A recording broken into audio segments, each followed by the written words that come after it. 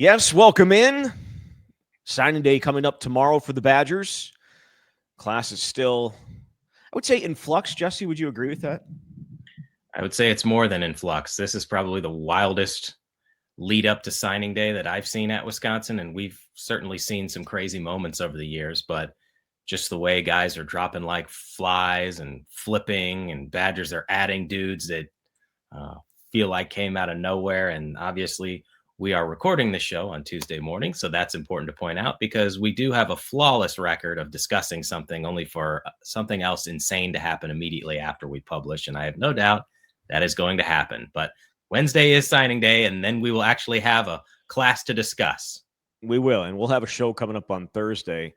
Right now, Wisconsin has 15 commitments, including the latest one being wide receiver Keyshawn Tabuto. Is that where I think I'm going to go with Tabuto? Unless you want to say it differently. I think I'm going to roll with that. I'll leave you on an island there. All right, I'm all good. If I may, at the top, what was your favorite moment from the Jabril Conde era at Wisconsin? I was still trying to figure out exactly. I mean, I was trying to remember how you spell his name, just as he ended up going to Kansas instead. Because who doesn't want to go to Kansas? Because I believe, I think his agent released a statement. I think to Badger Blitz and Evan over there, and he said Kansas just felt right, or he felt at home in Kansas. My guess is there was some financial assistance in making him feel at home in Kansas. It just felt right. I mean, you're committed one day and you're gone the next. Come on now. It was a wonderful 24 to 48 hour period, I think, for Wisconsin. They landed. What did they ranked him? I love this. They ranked him as the number one defensive lineman in the transfer portal class, even though most people aren't in the portal. So it was a very small portal class at the moment. It would have been nice for the Badgers to get an early ad from a defensive lineman where they've got a history at Grand Valley State, given Matt Mitchell was the coach there, and they've had a couple players come. But you can't make a player go where he doesn't want to go or where he's not going to get paid as much. So this is what it's like right now in college football. And now the Badgers have another body they need to fill at a key position. Well, I think Kansas got run all over this year. So I would imagine them, like Wisconsin a year ago, knows what has to happen to be successful. Wisconsin did a really good job in adding a bunch of big bodies from the portal last offseason, and they're going to have to do that again this year as they lose a number of big bodies to graduation, whether it's Suggs or Barton. They have to add guys. But either way, we have plenty to get to here in the show, including we'll hit on some of the stuff. Again, this is going to probably be outdated as soon as we do it, but we are going to hit on a few of the things that have happened and some of the things that potentially could happen here in the next 24 to 30 hours before there is a press conference by Wisconsin. We'll get to talk to Luke Fickell tomorrow, and along with Pat Lambert and Ethan Russo there, as they put together their 2026 class. It is a smaller class than the last couple have been, but we'll get into that as well. And then also going to talk about Ryan Hopkins. He is going to sign tomorrow. Jesse, is that accurate? Barring something last minute, yes. I wrote the story on Tuesday and had a chance to talk to him and his high school coach, yes. Yeah, so we'll talk about that.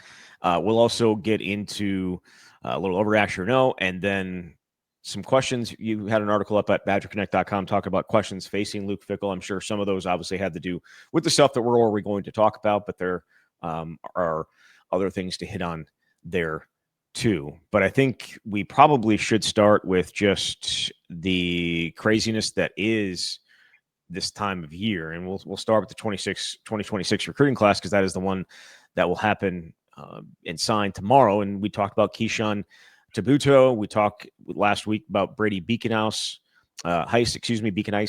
and then Wisconsin still fighting for some others, including Amari Latimer, who his brother is here. We know that. Jameer started pretty much all season as their slot corner.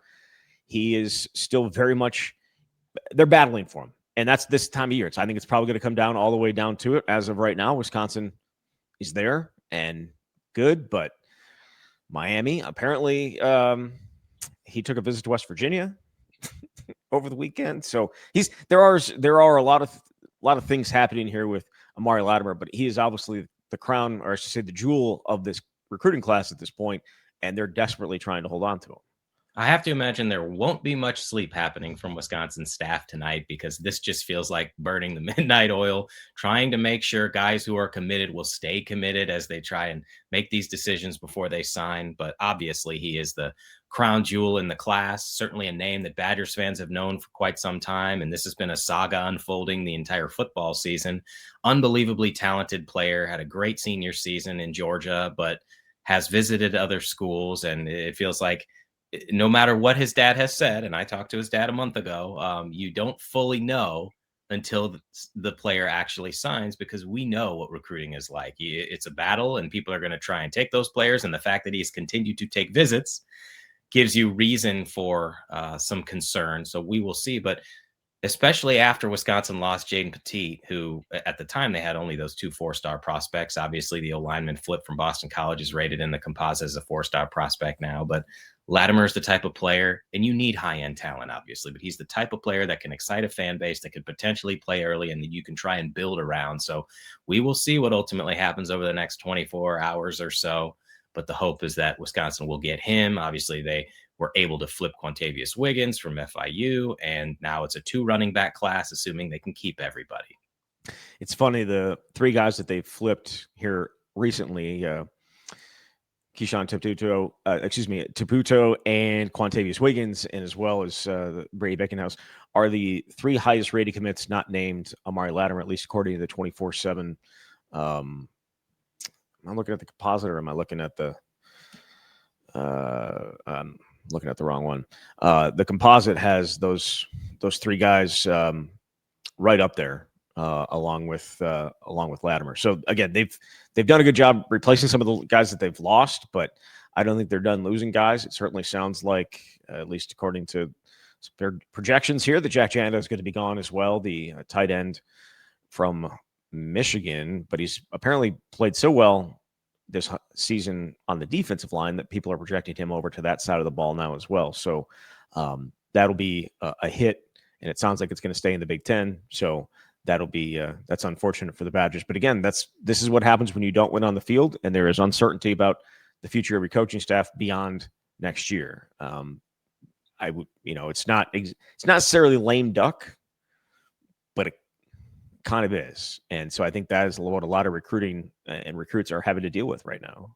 We knew this was going to be the case when Wisconsin was in the middle of that losing streak. And I think especially for offensive guys, you're looking at this going, do I really want to be a part of this? This was the worst offense statistically in the Power 4. And if not for UMass, as we said on the last show, would be the worst offense in college football.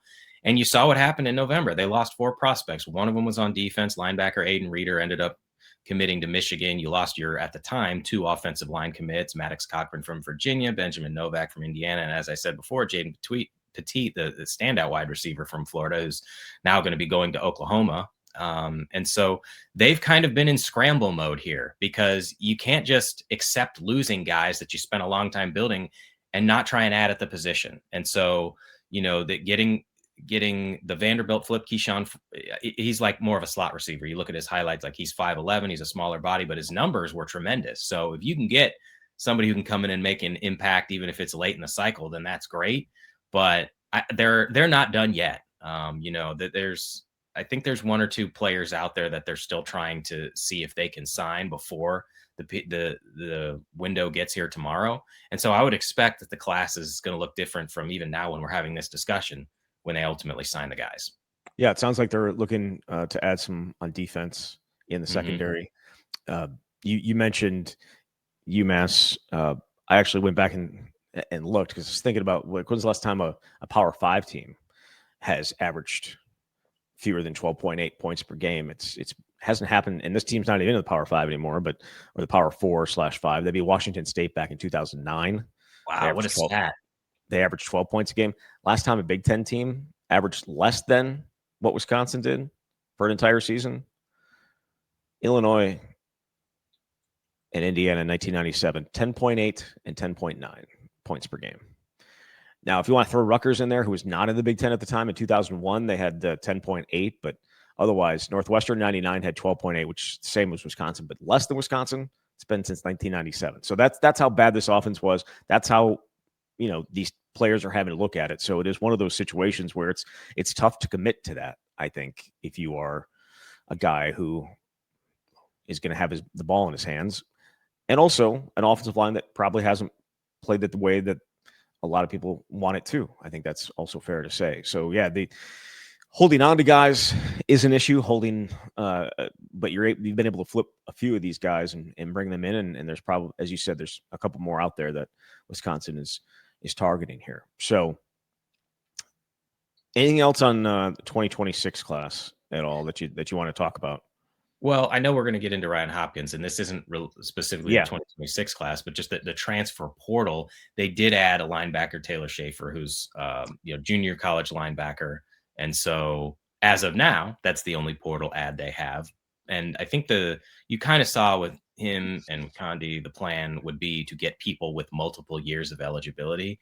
If you can get someone as a stopgap who can come in and start and be a great player, then that's fantastic. But you need to try and build, which is obviously really hard to do in the portal era. So, and they can do that. I saw some people asking questions about this. These aren't FBS players. And so that's why you can make these additions now. We're going to see a lot of FBS players announce that they're going to the portal, including Wisconsin players. But obviously the window doesn't start for that until January 2nd. So Wisconsin's obviously been putting in a lot of work, and there are just so many areas when you're trying to rebuild a roster. But right now, front and center is recruiting in the 2026 class because the signing day is tomorrow. This calendar's so stupid. The entire thing is so stupid. I just, yeah, the idea that people are going to wait until January 2nd to start working on the portal is just insane, right? Like, I mean, yeah, it doesn't officially open until January 2nd, but we know guys are going to announce it, and we know there's going to be back channel communications with guys, if not just straight up communications with guys trying to find it out. We've already heard names connected to Wisconsin with on a number of different levels. We've heard Wisconsin guys potentially, ending up elsewhere, and it's just I don't like college football right now. Yeah, it's tough. It's tough. I like college football on the field. On the field, I'm a fan of college football. That's about the only place I'm a fan of college football right now. It's certainly a newsy cycle, if nothing else. But yeah, it is tough to keep track of all these names. But that's what it is now. And the fact that the recruiting class is going to be a little bit smaller, and as we said on the last show, you're going to be losing several portal guys, means this portal class is probably going to be the biggest one they've had yet. Yep. Do we want to talk a little bit more portal? I mean, I was going to throw some of that in, maybe a little overreaction or no, but we can talk a little portal. And we know the only position that many fans care about, one that's either going to make people very, very excited or not very excited at all, and that's quarterback. And it's not just who Wisconsin is going to bring in, but to potentially see guys leave. We know that quarterback room turned over completely outside of a walk-on last year. I don't know if it's going to be that extreme this year, but certainly a possibility. We know that Billy Edwards Jr. probably unlikely to be back. Danny O'Neill dealing with the injury that he's got. Hunter Simmons done. So then it comes down to Carter Smith, essentially. And he started the final 3 games of the year, but also got benched in the final one. And you have to wonder how he's feeling. I'm sure that the thing about this is for him, where could he go in the Power 4 right now to start? Guaranteed. Nowhere. I don't believe. Yeah. You're not going to do that. I don't think so either. Mm-hmm. So the idea is, if you're Wisconsin, or even say Carter Smith, what is your ultimate goal? Is it to compete for a starting spot, or is it to be guaranteed a starting spot in playing time? If that's the goal, then probably have to go down into maybe a lower conference to do that. If it's to compete for a starting job, I think competing for a starting job at Wisconsin is possible, unless they go out and get a guy that they're going to pay how much money, and it automatically makes him the starter no matter what. Well, I think that would be the objective if Wisconsin. That's the goal. That's the absolute goal. But yeah, I mean, look, when I say there's nowhere in the Power 4 he can go and be guaranteed the starter, I'm not knocking Carter. Obviously, he's got tremendous upside and he's got some talent. But all these other programs are looking for somebody that can be an instant difference maker. And Carter's got a lot of athleticism, but we saw the issues with some downfield throws, and maybe some of that was just the game plan. But in general, I think if you get 3.5 games.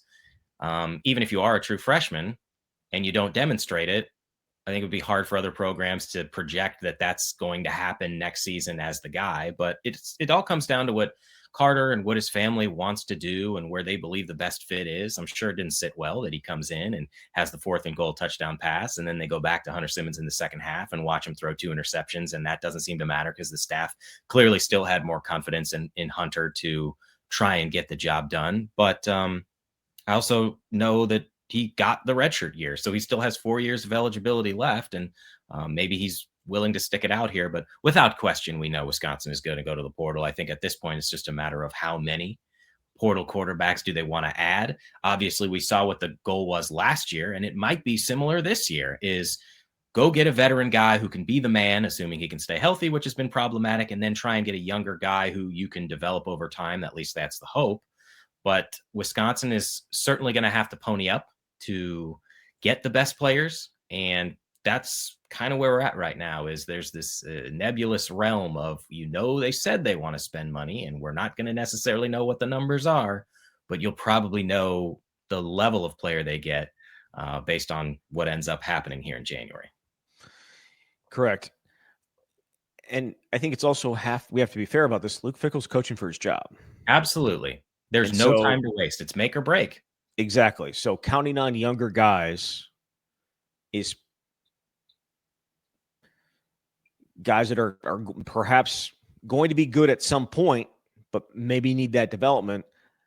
I don't think he has that luxury to do. If he wanted to do that, would have done it in year 1 or year 2. Doesn't have that luxury going into year 4, because if it doesn't work this year, and there's no actual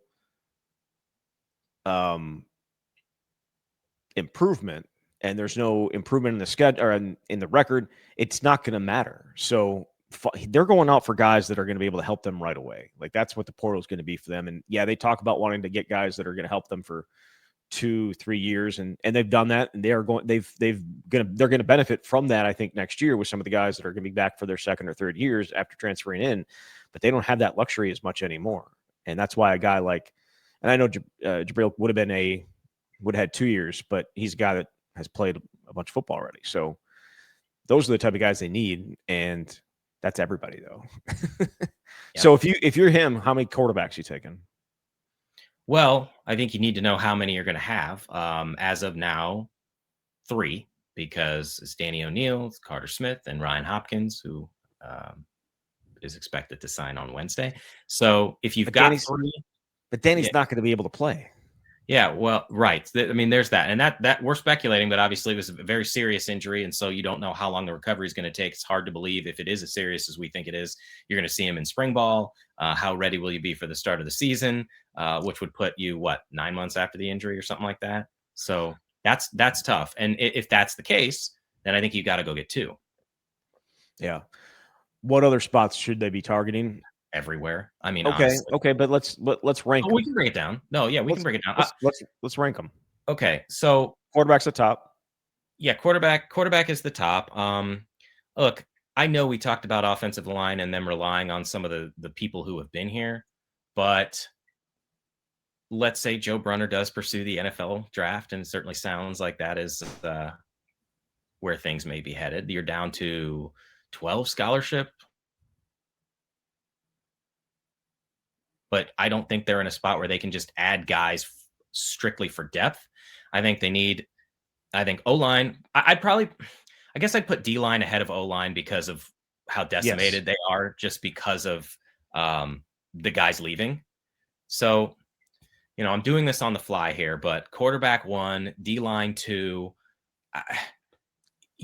but the thing is, they have such small numbers at so many of these positions, like wide receiver. They have, as of now, 7 scholarship wide receiver, and that's including guys who have the option to leave. Eugene Hilton Jr., Trech Kahuna, potentially. I mean, so I'd put them up there too. But there's so many positions that I think they need to add. Cornerback. Yeah, they've got 7 scholarship corners, I think, at this point. 6 safeties, but none of them are in this recruiting class. So certainly if you don't get any recruits, you're going to need to add through the portal. So it's kind of hard to rank, I think, once you get down past 3 or 4. But I'd say damn near every position on offense and defense. I mean, last year you saw it. They added at every position on offense and defense other than running back. Right. And running back may be a spot where you, depending on if you get both these running backs or not, whether it's, if Latimer ends up sticking in and staying, then you got 2 to go along with who I would say Gideon Atuka at this point that I would think is back for sure. I don't know what the situation with the K. Giacomelli is. I can't imagine. Like, again, the dude must love, if he stays, he must love Madison like it's the greatest place he's ever been, and the relationships that he has here are just the best things that have ever been, because it felt like he was healthy enough to kick, do kick returns, but not actually get on the field at running back. There's a disconnect there, I would assume. But yeah, Dylan Jones and Terry Dupree, do they both want to be back as well? I think that is all up in the air, which is just so annoying, that you just don't know who your team's going to be on a year-to-year basis, or even on a week-to-week basis, month-to-month basis, day-to-day basis at this point with the transfer portal and money flowing in different places, and they are there. If there's one or two guys that could potentially go elsewhere that would hurt the most, who would it be? Oh man, that's for me. I'll let you think about it. But for me, and this one feels likely to probably not go the way Wisconsin wants it to, it would be Eugene Hilton Jr. That was my thought. We saw some of the stuff that he was able to do this year as a true freshman playing without a quarterback. That's a guy that you want. And there's other people, there's guys that, or I should say, there's other schools that saw that exact thing. They saw that in the recruiting process too. And he still picked Wisconsin. And now it's a situation where he's seen a year full of a lot of playing time, not as many opportunities as he probably would have liked. And I think he's going to be a fantastic player. And if I had to guess, it's probably going to be somewhere else. I'd put him up there mostly because you want to be excited about young talent, and you know that it's there. And frankly, probably should have got more opportunities this season. Then again, was anybody there to deliver him the ball? No, they that's the problem. So maybe I just referring to the snap counts. You might as well throw them out there. But yeah, I mean, I think that's those kinds of players that have a lot of potential, but it's also hard to know the thought process of all these other guys. So they're undeniably going to lose people that, as a Badgers fan, is going to make you hurt a little bit, just because it was someone you saw on the field and someone you felt like had potential. And I'm not saying it's definitively going to be him, but this is just how it works every single year. Guys want more opportunities, or they're unhappy at the program they're at, and so they're going to find somewhere else to go. They will. The two guys that would not be overly concerned about at this point going anywhere would be the two guys that you're going to build your defense around, and that would be Mason Post and Cooper Catalano. Both those guys expected back. So those, at least as we sit here at December 2nd at 9:09, I think that's what we could say about that. But yeah, a guy like Tretch, who they want to get the ball in his hands, and we saw at times, especially against Illinois, like you see at times how different a difference maker you can be, but when you don't have the quarterback to get them the ball, it's very, very tough. And Minnesota was not, there's a reason they got beat deep on that one play, because they had no expectations of Wisconsin even trying to throw the ball down the field. That was not something that they wanted to do, which I feel like at least is perhaps a good segue into the guy that they are signing in the 2026 class at quarterback, and that would be Ryan Hopkins. He is out of California. He plays at Mater Dei, one of the best programs in the country. His weapons, Jesse, I think it's fair to say that there probably is not a quarterback in the country that threw to better players than Ryan Hopkins did, including Chris Henry Jr., who's going to be at Ohio State and will be one of the best wide receivers in the country next year. As soon as he steps on campus, he's that guy. But Wisconsin gets him, and Ryan Hopkins certainly has thrown the ball down the field, I think it's fair to say, in his first year as a starter at Mater Dei. Yeah, so as I mentioned, I have a story up today at Badger Connect. Had a chance to talk to Ryan, and kind of an interesting recruitment because initially he was offered way back in October 2024 by Phil Longo. We know how that worked out at the Longo era at Wisconsin, but Jeff Grimes, Kenny Guyton really liked what they saw, and Ryan Hopkins was receptive enough to Wisconsin to ultimately commit to them in the spring and then stick it out through this process. And I thought it was interesting. Obviously, every recruiting class has its own group chat, and all these guys that felt like were dropping like flies in November. And he kind of did what he's done his whole career, which is try and be a leader. Now, it's not like you're going to convince all these other dudes because you're sending a text, but it was the importance of trying to stay together and trusting in Luke Fickell's vision. And, certainly externally, you can roll your eyes at this because you've watched the product, but if you're going to sign, you've got to be confident in what you're walking into. And he said that he was excited he's going to be an early enrollee. So he'll be here in a month and a half, and he wants to be a part of that change. Will that ultimately happen? Who knows? But tremendously talented quarterback. You can watch the highlights, and certainly his season opener against St. Thomas Aquinas was nationally televised on ESPN. He's got tremendous downfield passing ability, and he's a dual threat quarterback, a legit dual threat quarterback, not an athlete who struggles to pass the ball. He put up better numbers as a runner in his junior year. He was at J. Sarah Catholic. This year he said he was battling a knee injury, so he was more of a pocket passer, but there's a play where he broke off a 42-yard touchdown run against Centennial, and there were two guys in the backfield, and he eluded them, and he ended up getting the touchdown. But so there's that. I think there's something to be said for going to a program like Mater Dei, and that is the highest level of competition you can face. I mentioned St. Thomas Aquinas. That team was number 6 in the country at the time. They played Bishop Gorman, which is where Tretch Kekahuna went his senior year out in Las Vegas, and they were number 2 in the country at the time. They played St. John Bosco, which at the time was number 1 in the country. And I think Ryan showed an ability to step up in some of those bigger moments. St. John Bosco, they're down by like 3 touchdowns in the first half, and Hopkins ends up throwing for 295 yards and 5 touchdowns. Having said all that, the talent level, Zach, that he was working with is probably more than you're going to see at a lot of college programs, because you mentioned Chris Henry Jr. Yeah, he's a 5-star receiver. He's the number 1 receiver in the country. He had a 4-star receiver who's going to Ohio State. He had a 3-star receiver named Gavin Honore who's going to Georgia. He had a 5-star tight end named Mark Bowman who's going to go to USC, and his running back is committed to UMass, another Division I program. Maybe that guy can be the change UMass needs. So he's had weapons all the way around him. And because of that, if you watch some of these highlights, he could just throw the ball up. He could just throw the ball behind a guy, and Henry would catch it and turn it into a 50-yard touchdown. I don't know that that's going to be the case at Wisconsin, but I do think that this is the kind of player you need to bring in, someone who, at least from talking to him, is committed to the process, has some talent level, and wants to come in and compete, even though he knows they're going to go after some portal quarterbacks. So there's a lot to like about his ability, but you just never know.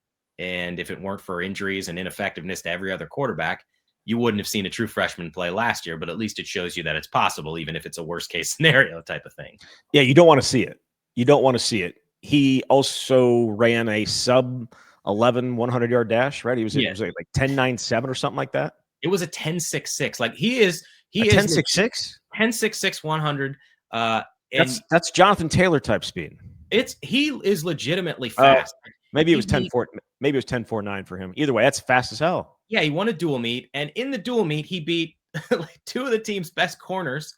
He beat the starting running back, and then he went to the Elite 11 regional in Los Angeles, and this is last year, and he ran a 4.61 40-yard dash. It was the fastest quarterback there, and we're talking about a guy who at the time is a junior in high school, so he, at least in my mind, isn't going to get slower, and so like that is a legitimate weapon. But you've got to be able to balance that with the ability to throw it down the field. So there is just skill set alone. There was a lot to like about his skill set. And obviously Wisconsin was battling a bunch of other programs because he got offers from a dozen or so, Power 4 schools. So for all these guys who have been leaving, I suppose it's refreshing to see somebody stick it out and somebody at a key position like quarterback. Yeah, a lot of people thought the UCLA offer would maybe change things for him. They obviously had their issues early on with firing Deshaun Foster. They made a really good hire. And again, it doesn't seem like it's going to matter at this point, but made a really good hire in Bob Chesney, the coach down at JMU, who's done a really good job there filling in since Kirk Cignetti went to Indiana. But yeah, he'll sign tomorrow. Correct. Yeah. Okay. Correct. That is the expectation. I am never going to say anything is 100% certain, even after talking to somebody and writing a story about them, because this is college football. But yes, that's my expectation. Where would you put him among the guys, the other true freshmen that they've signed? Is that tough? Very tough.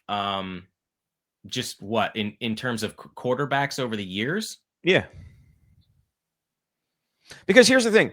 We talk about the future, and these guys, and you put so much effort, so much like importance on signing a quarterback and what quarterback you're going to get. Mm-hmm. How often has that guy actually ended up playing and being a productive player at Wisconsin? Now, again, Carter Smith was forced into it injury-wise, but before that, maybe retire. Maybe retire. Who the kid from Miles Burkett.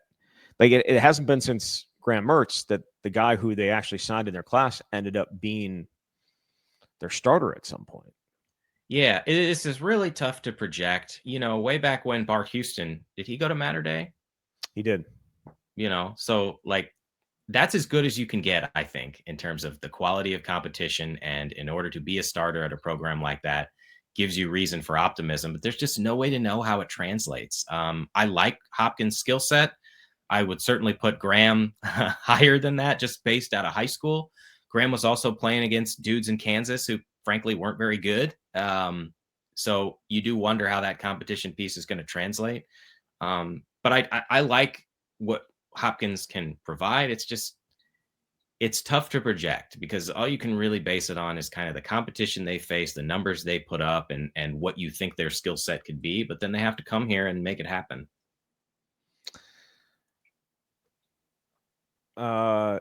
Was it De La Salle that he went to?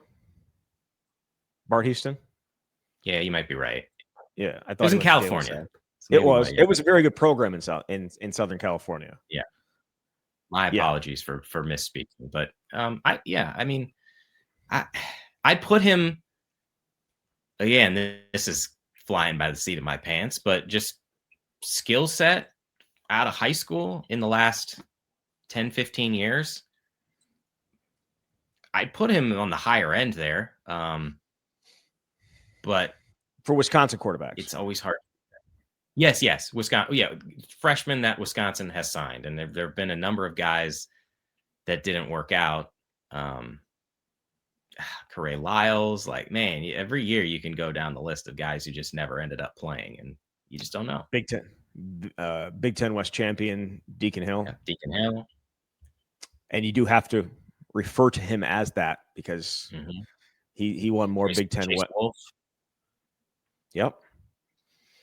It hasn't gone well. So I guess when we sit here and talk about and spending a bunch of time on a quarterback, it matters. It does.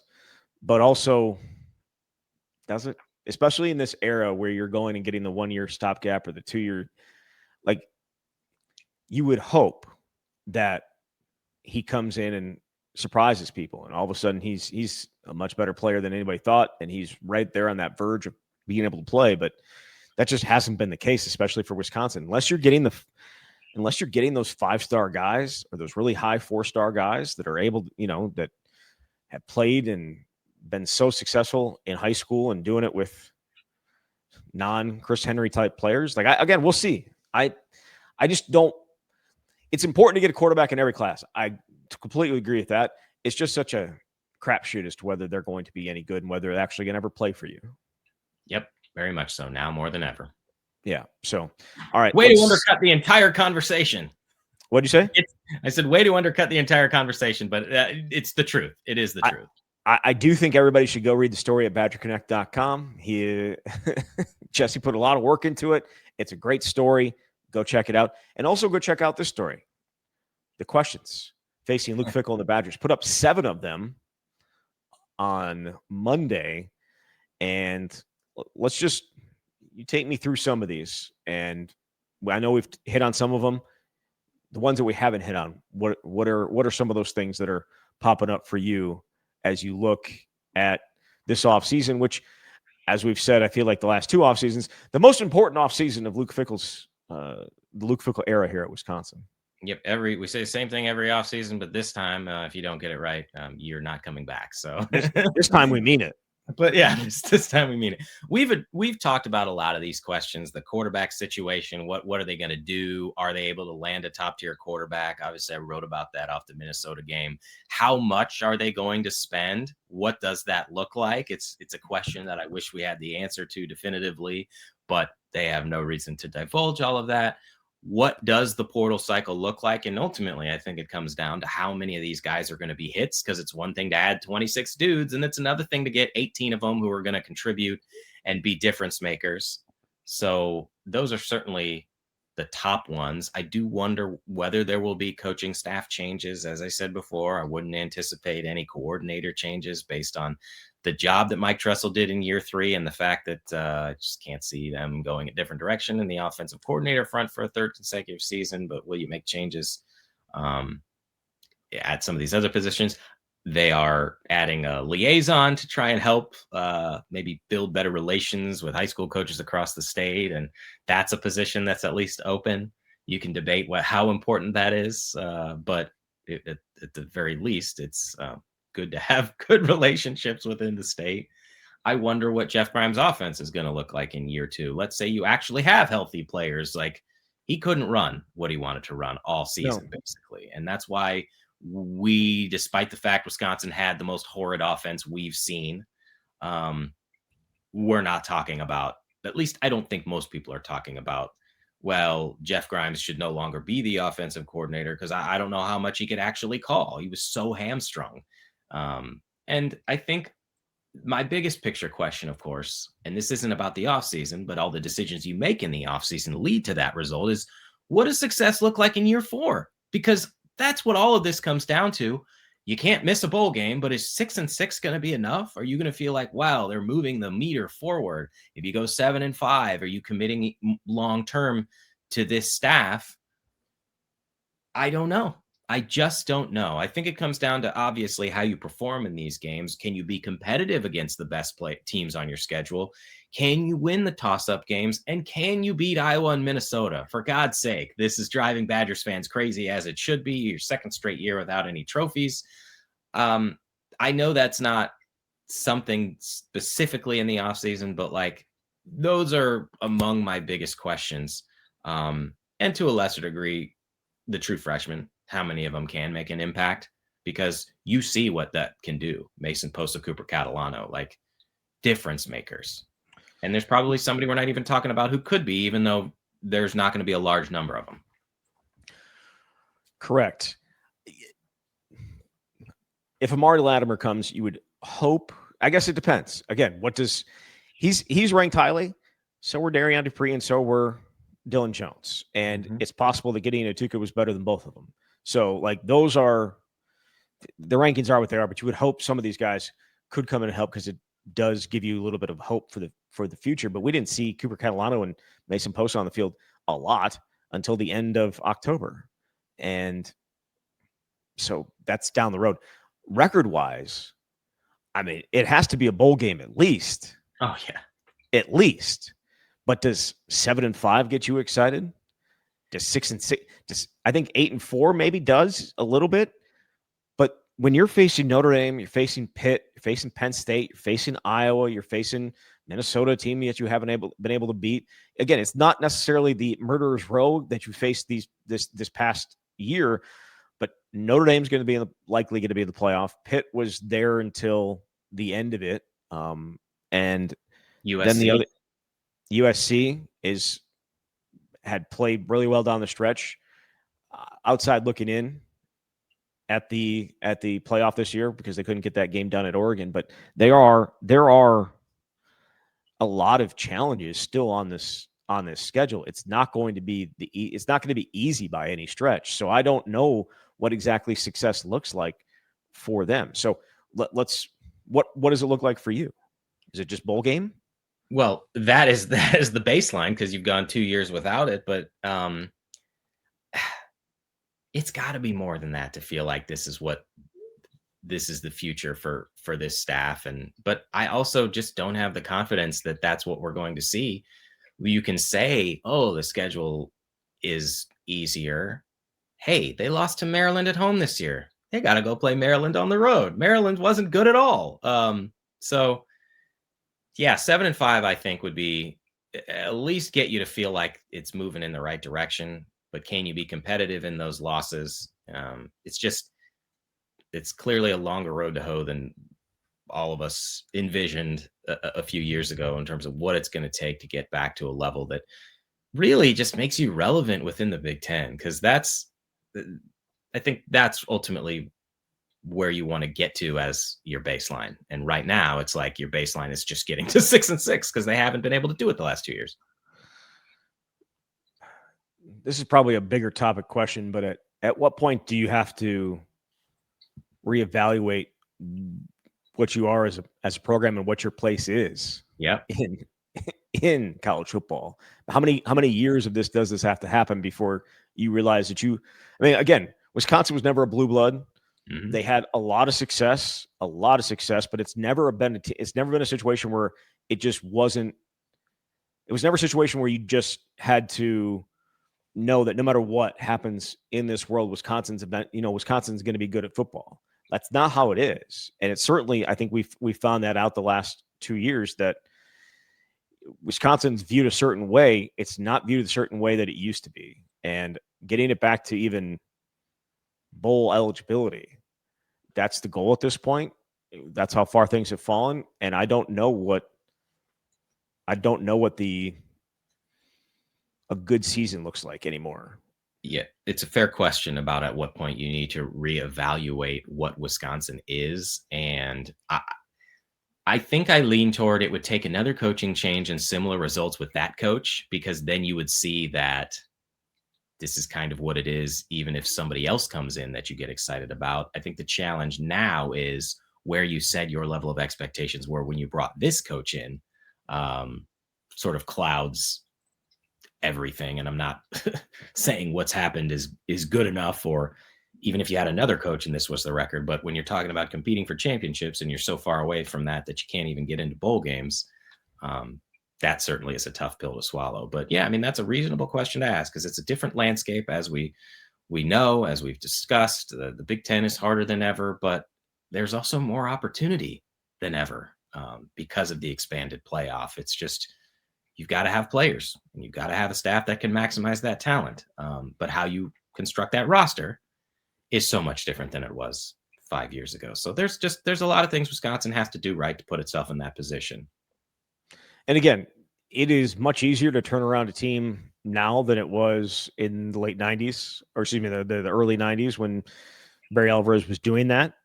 But it also means there's so many other teams in the running for that, because money can play such a huge role that it's not just who gets the best coach. And that's what we saw with the Lane Kiffin situation. He was going to get paid no matter where he went. It was the resources, but right, like Ole Miss didn't lose him because they weren't willing to pay him. They were going to pay him. What they couldn't compete with were the resources that LSU was able to provide for players and roster management. That was the difference there. And also LSU, blue blood. So like that, what? This is like not related to Wisconsin, but the tweet that he put out is just unbelievable burning of bridges. And I love it so much. The fact that he's calling out the AD because he asked to stay on and coach the team in the playoff. I don't know if you saw this, but like the top response, or the response to that tweet that was most liked, was somebody saying, it was like, I told my wife that I was leaving her for another woman, and I asked if I could continue to stay in the house through the next month and was told no. And it's like, that's almost exactly what it is. I love that comparison, but Lane Kiffin is going to Lane Kiffin. Except it would have been like, and the kids told me I could stay. They wanted me. They wanted me to stay, even though I'm abandoning them. They wanted me to stay here, which apparently, like, he was allegedly hiding from them all day with this meeting. I don't know. It's insane to think that you could go to another school in a state over, 2 states over, and a rival in your own conference, and think that you're going to be able to stick there while building this other program to take away everything that you've done at Ole Miss and still think you're going to get to coach this team. Like that's insane thinking on his part. and ridiculous. This, like, it would be, I think it would have been possible if it had been a different team, or maybe not on that level of team, right? We see that, we're actually seeing with the Bob Chesney, and we're seeing that with Kalani Sitake at BYU, where Bob Chesney is going to coach this week for JMU in their conference championship game, and he's going to be allowed to coach if they make the playoff. Meanwhile, UCLA sitting out here waiting for their coach to be hired and waiting for their coach to get working on all the things that they need to happen. You got Sitake, who's been named with Penn State and potentially could end up there. He's coaching the Big 12 championship game this weekend, and if they were to make the playoff, would stay as well. Like, it's just different. The SEC is just different, and it's tough to. I don't know that everybody gets that all the time. Like, why can this happen one place but not? Well, the SEC is freaking crazy. I think it's, not to get too far away from Wisconsin, but just briefly, I think it's different when you're at a program and everybody can recognize, well, I mean, we can't, that offer is too good. You have to take it. Right. Right. But also, I mean, he was at Tennessee. He'd been left on a tarmac. Like, he's had a hell of a coaching career, but somehow manages to burn all the bridges on his way out. But look, he wins. You can't deny that. And so, well, I mean, he does, but he hasn't won anything. Oh, all right. He led Ole Miss. He wins games. They were consistently good. Wins games. They had FAU, and then they became good. USC was a disaster, but whatever. How ridiculous! I shouldn't say he doesn't win as a head coach. He hasn't won like anything significant. Like conference championships, they are what they are. He did win as an assistant. Did win national championship with Alabama. And that was really a situation where it kind of built him back up. But he's been the same guy. He's always been the same guy. This is exactly who he is. Sometimes it looks different because he's now he's thought of as like more laid back, and he's doing yoga with reporters and all that stuff. But there's Lane Kiffin's still Lane Kiffin. So either way, I guess I don't even know how we got on this topic, but in terms of like coaches, like this and how college football is these days, that's just what it is. Things can change very, very quickly one way or the other. And that's certainly been the way that Wisconsin, at this point, Wisconsin has to be hoping for that. What made them so successful for so long is not necessarily the way that you can win at this level anymore. Like, you can talk about wanting to be a developmental program and all that good stuff, but it's really hard when those guys that you want to develop are showing up and leaving after 1 year, whether it be recruiting wise, whether it be recruits or otherwise. So this is just, it's a tough situation. Yes, obviously there are other schools that develop players over time, but I think Wisconsin was, of all the programs in the country, Iowa is similar, but one of the few that was most impacted by what college football has become, because that's what made the Badgers special. And I know I've said this over the years, but the thing that made them so good was you could take an underrated player, and 3 years into his career, he was every bit as good at his position in the Big Ten as anybody else. And that is just not reality anymore, because people don't always want to stick around, and you need a quick fix, and you bring in these transfer portal players, and you have to adapt or die, obviously. And Wisconsin is trying to figure out how to adapt and be a program that can be consistently competitive.